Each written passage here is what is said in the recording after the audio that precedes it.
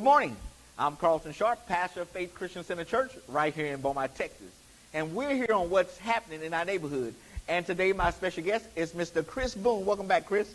Thanks, Pastor. All right. Hey, first of all, tell us a little bit about yourself and what you do. I am the Director of Planning and Community Development, long title, I guess, for the City of Beaumont here in Beaumont, Texas. So what is the Planning and Community Development Department? Primarily, we deal with building permits, planning and zoning. We do historic preservation. We also do code enforcement, high weeds, junk motor vehicles, litter, things like that. We also do CDBG, or Community Development Funds, and housing. We manage the bus system. We do a little bit of economic development and other duties as assigned. So Chris, your department, if someone wants to build something or remodel something, they got to come to your department. Yes. and that's for a couple reasons. One is, of course, we want to make sure that if they have a contractor, that they're bonded and licensed and they know what they're doing. And then second of all, we want to make sure that, because we're going to send our trained inspectors to make sure it's done right, because safety is our concern. Yeah, those inspectors come to make sure that they're up to code and they're meeting all the requirements that the city has for them, like hurricane. I remember I was building my home. We had to put all those straps around the house and stuff like that. Right. So the codes are always being changed, so we've got to keep up with that. And so, like, when you build a new house, you want it to be built right. For a lot of people, that's their biggest investment. So, of course, safety is our first primary concern, but also if you're investing a lot of money in a house or a business, you want it done right. You want it done right. So what is a specific use permit? Okay, so a specific use permit is on the zoning side. And depending on every property in the city is zoned something. And depending on where you are, some kind of uses are allowed by right. Some aren't allowed at all. And then some require what's called a specific use permit, which is a discretionary review by the Planning Commission and City Council. So they take an extra look at a specific use in a specific area and say, yeah, that's fine, or it's fine, but we want to make some changes, or no, that's not going to work there. Now, you mentioned zoning because there's the single-family dwelling areas. And so tell me about all the zoning that the city of Beaumont has. We have about 10 different zoning districts. Gotcha. A lot of the residential areas are zoned single-family, so you think of a regular house, detached house, that's single-family. Okay. You have duplexes, that's two-family. You think apartments, that's multifamily. Then you get into the commercial categories, and they have some transitions, or like light retail that may be between a neighborhood and, say, a Cleveland or Calder or Washington Boulevard, where you have heavier commercial. So you think about restaurants, retail. Yeah. That's all in what we call GCMD. Okay. And then you get into your light industrial and your heavy industrial, and then you have some special districts like downtown and CBD, central business districts. So you have some special rules, and every category has different rules and requirements. And that's why it's so important that those who are watching, if they want to build something, that they come down to the city to make sure that in that area they can build whatever that structure they want. That's right. We always encourage you to call. We're easy to reach, 880-3100. We have a lot of information on the web, and we encourage you to call, come down, because we'd rather have that discussion up front instead of have some uh-ohs or some communications issues down the road. And that, unfortunately, that happens sometimes, but most of the time we try to knock that out. Because really, Chris, I mean, your department you said having the OOs, they could shut a project down when they don't meet the code. It's rare, but it can, especially zoning issues. If that use doesn't go in that district, again, most new businesses are going to require some kind of permit, and we require what's called a certificate of occupancy for any new business. So we catch it at the very beginning. Right. It's the ones where, and again, it's pretty rare, but it does happen where somebody opens up without calling us, without permits, without certificate of occupancy, and then that's an error. So we try to minimize that. Yeah. So listen, those of you who are watching today, if you're thinking about building a home or a structure, make sure that you go down to the Planning and Community Development Department to make sure that you meet the requirements of the city. So because it's very important that you do that. Now, Chris, let's talk about Hurricane Harvey, man. We all got smashed by Hurricane Harvey, the city and all the surrounding areas. What are we doing now for those persons who were affected by Hurricane Harvey? Right. I think all of us were affected in some way, some worse than others. At the city level, of course, we had the water issues. On the private level, we had about 2,200 homes in the city Wow. that were flooded. So, and a lot of people don't realize that unless they were affected, or unless they're in a neighborhood that they drive by. You know, they don't realize when we had over 2,000 homes flooded. So, you know, again, what is our responsibility? Of course, during the event, it's search and rescue, safety. Right after, it's search and rescue, safety, getting the roads cleared, getting the debris hauled out of here. Of course, in this event, again, biblical proportion, we're talking 800,000 year flood. Yes. What did you say? 800,000 year flood. 800 to 1,000. Oh, Yeah. I mean, it could be. Wasn't that bad, but we hope to never see it again in our lifetime. You never know; it could happen again next year. So we've got to prepare for that. But obviously, we lost water at the river because the river got up and into our control room. Right. The highest it had been compared to that was, I think, 70 years ago, and it was only half that level. So Wow. it was just unprecedented in the history of the city. So again, we hope that never happens again, but we've got to prepare for it. Now, many of the homes down off of Pine Street, what we call the bottoms, Right. were affected by that. Right, and as you know, as you go down off Pine towards the river, there is periodic flooding with some flooding events. And of course, in this event, the river rose in addition to really record rainfall, and so that's a bad combination. So we did have additional homes flood off Pine. So what has the city done to help in the aftermath of this hurricane? Right. So the first thing we actually do right after the storm is try to what we call damage assessment. So we've got to get out there. We send our inspectors out. They're not doing building code inspections at that point. They're out doing, along with fire department and other partners, trying to assess how many homes, how many businesses were affected and to what degree. So they're going and they're looking off Pine Street and they're seeing, all right, 7 feet of water, 8 feet of water, up to the rooftop. And the reason we do that is to report that information up to the state and the FEMA. Say, hey, these are the needs we're going to face. Right. This is the funding we're going to start needing to look at. So that's the reason we do it so early. And then also keep track of what the needs are from the city's perspective. So we do that early on, report that up, and then again we're reporting that as often as we can to as many people as we can. Okay. Agencies, state, and et cetera. And then it's a waiting game, right? So, FEMA is taking care of the housing in terms of emergency and short-term and hotels and things like that. The state, GLO, General Land Office, is working with the Planning Commission to try and get some early repairs on. So you see this called the Dollar Program, the CREP program. They're out doing some repair to some homes, the trailers. Yeah. So all that's going on. But then there's the long term, and that's a waiting game. So that's where we're getting closer.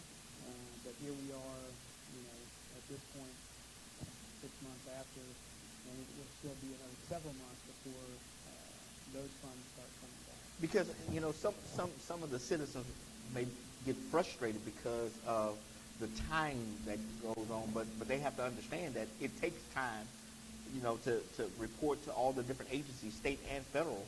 Federal money got to come through, allocated by Washington and the state, and there's a lot of red tape that goes along with it, preventing fraud abuse, and there's a lot that goes on with it. We understand that, and I think they've been expediting it as much as we've ever seen it, but it still just takes time. I will say that from our perspective, one of our highest priorities at this point is we do have about 100 homes in the floodplain. Yeah. And so we've been focusing on trying to get funds to elevate or buy out those properties. Okay. Of that 100, and I think it's 106, of that property, of that number, we've got about 45 that are what are called substantial damage, which means they had so much damage and they're in the floodplain they cannot repair. So they're stuck. Wow. And have been stuck. And so our priority is to look, and again, part of what we do is look for funding. Okay. From all sources. Look for funding and try and help those first. Because again, they're stuck. They cannot repair.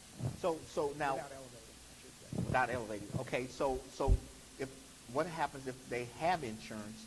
Will they be able to participate in this program? It just depends. I mean, if they have insurance, they're going to look at it, is there a gap? Do they need more? So just because they have insurance doesn't mean that they're locked out. But they'll look and see, okay, what proceeds did you get from FEMA? What did you get from insurance? Where are you? Because the goal ultimately is to try and get, folks back to some kind of normalcy.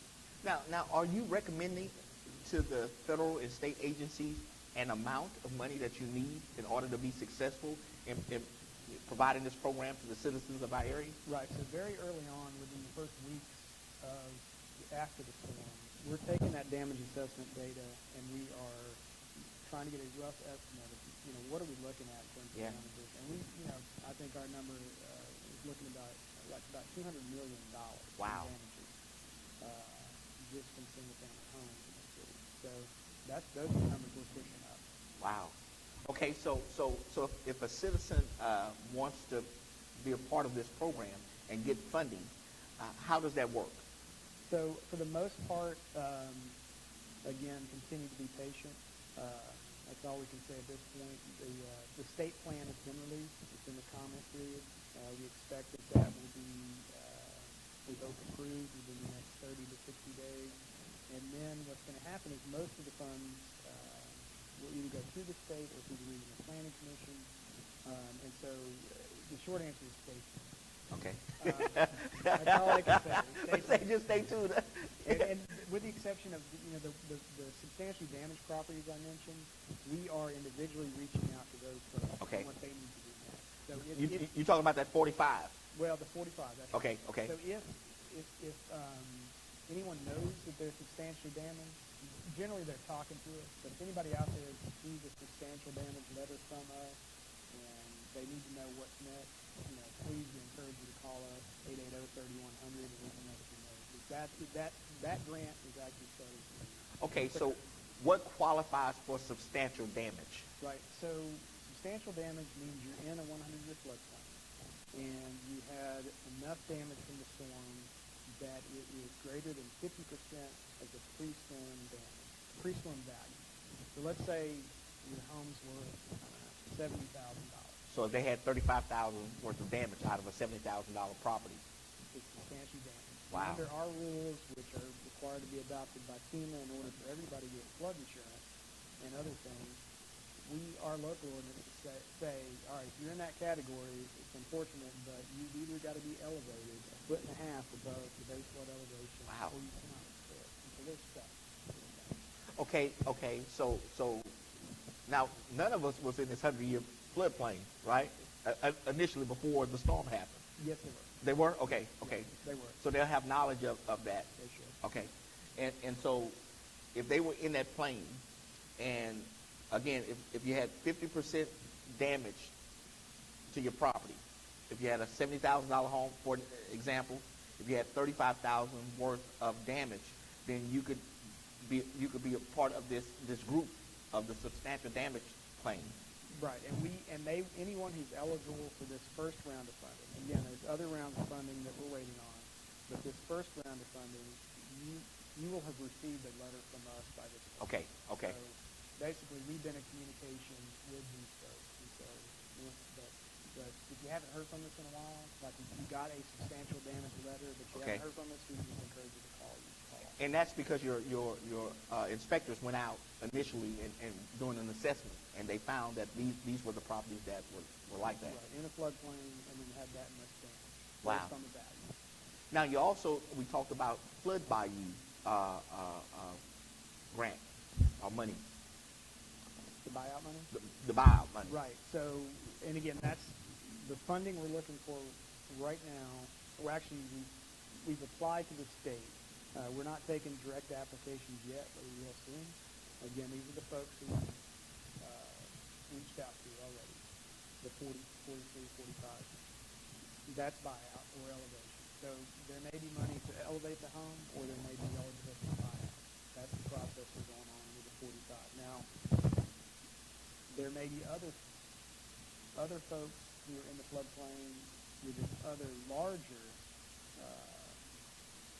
grant that, again, we think is going to come out sometime in the summer of 2018. We just don't know yet. Okay. They may be eligible. Even though they're not substantially damaged, they might be the worst elevation of fire. Now, that's because earlier you talked about 106 homes, so the other 60-plus homes that are not substantially damaged, that's the people you're talking about now. Right. So we've got the 45 of they're substantially damaged. They're the worst affected. Right. That's our first priority. The second is the balance between 55, Yes. 60 that are in the flood, 100-year floodplain that aren't substantially damaged, but they did receive flood damage. So that's kind of our second priority. Okay. So we're trying to help those folks. Okay. There might be other funds available coming down this summer for folks that aren't in those categories. Okay. Maybe for elevation, maybe for repair, maybe for buyout and resale. But we hope at least for repair. Well, Chris, I want to leave you an open invitation to come back, Okay. so we can inform the community about what's happening, so that they'll be aware of the different monies that are coming in. Absolutely, yeah. I think we'll know more next 60 to 90 days. So yeah, anytime we'd love to come back. Okay, so what's next? What's the next step? Next step, again, we are evaluating all grant opportunities. So again, our first priority right now is those substantially damaged. The next are the folks in the floodplain, and then the next batch is anyone who receives flooding damage. Okay, and then on the city side, we had damage to Riverfront Park. Yeah. Obviously, the water inlet, those intake stations. We are actively pursuing our own grants to try and not only repair those facilities, but perhaps what they call mitigate, which means provide money to perhaps elevate them. Yeah. So if something like that happens in the future, we're not caught in the same situation. Well, I mean, hurricane season is right around the corner here. Well, we've been through hurricanes, but we've never. I don't think we've been through anything like that. So, but we got to be prepared, right? Yeah. That was a new one for us. That- I think everybody. I think it was. Yeah. Well, listen, I want to thank Chris for coming to share with us this great information about what's happening with the grants and the funding from the federal and state levels. Now, again, if you were in the 100-year plain and you had substantial damage, you should have by now received a letter from the city which indicated that you could be a part of that program. So if you haven't heard from the city lately, you might want to give them a call. Chris, give us that number again. Yes, it's 880-3100. 880 3100. 3100. 880-3100. So call the city if you're a part of that. Now, again, in the coming days, they're going to be, they're pursuing other grants and other financial opportunities to help the citizens of our city. So we'll be getting Chris to come back and share with us the many opportunities that may be apparent for the citizens of the city. So again, don't get frustrated because time it's been 6 months or more. They're working on it. Trust me, they are working on it right now. And so I want to thank you for coming today to share with us this information today. And I want to thank you for joining us on what's happening in our neighborhood. And we will see you next time on our broadcast.